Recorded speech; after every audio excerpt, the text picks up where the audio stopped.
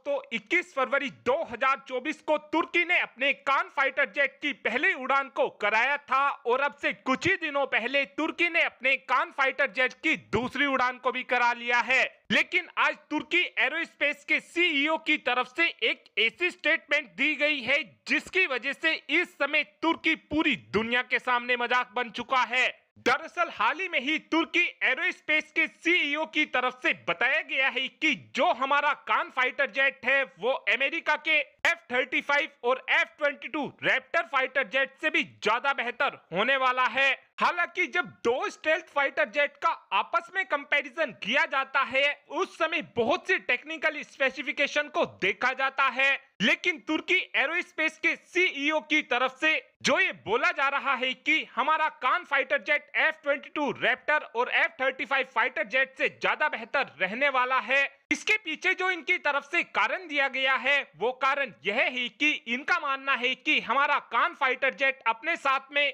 10 ton तक के payload को कैरी कर सकेगा, वहीं पर जो अमेरिका का F-35 फाइटर जेट है वो अपने साथ में केवल 6 टन तक के ही पेलोड को लेकर जा सकता है। हमारे कान फाइटर जेट के अंदर 2 इंजन लगे हुए हैं, वहीं पर अमेरिका के F-35 फाइटर जेट के अंदर केवल एक ही इंजन लगा हुआ है। इन दोनों ही चीज को लेकर तुर्की एरोस्पेस के सीईओ की तरफ से बोला गया है कि हमारा फाइटर जेट अमेरिका के फाइटर जेट से ज्यादा बेहतर होने वाला है। लेकिन शायद तुर्की ये बात भूल गया है कि जब भी किसी दो फाइटर जेट का आपस में कंपैरिजन किया जाता है उस समय उन फाइटर जेट के radar, avionics, electronic warfare system को भी देखा जाता है। और इस समय तुर्की इतनी ज्यादा बेवकूफी की बात कर रहा है, आप केवल इसी बात से अंदाजा लगा सकते हैं कि अगर मान लीजिए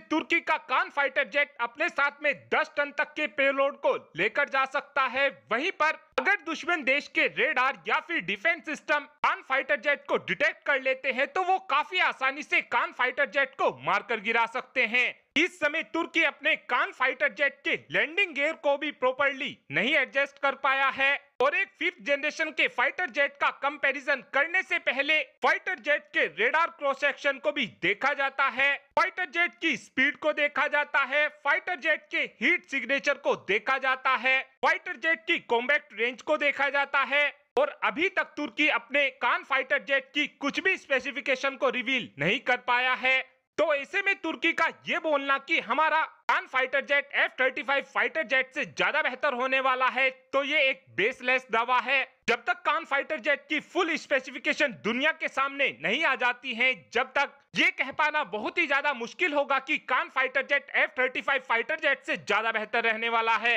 और अभी तो ठीक से ये भी नहीं पता चल पाया है कि तुर्की का कान फाइटर जेट एक्चुअल में एक स्टेल्थ फाइटर जेट होने भी वाला है या फिर नहीं। और अब आप ही कमेंट कर बता सकते हैं कि क्या तुर्की भविष्य में कान फाइटर जेट को F-35 फाइटर जेट से ज्यादा बेहतर बना पाएगा, हाँ या फिर ना? इस बात का आंसर आप कमेंट बॉक्स में दे सकते हैं। Thanks for watching this video, have a good day.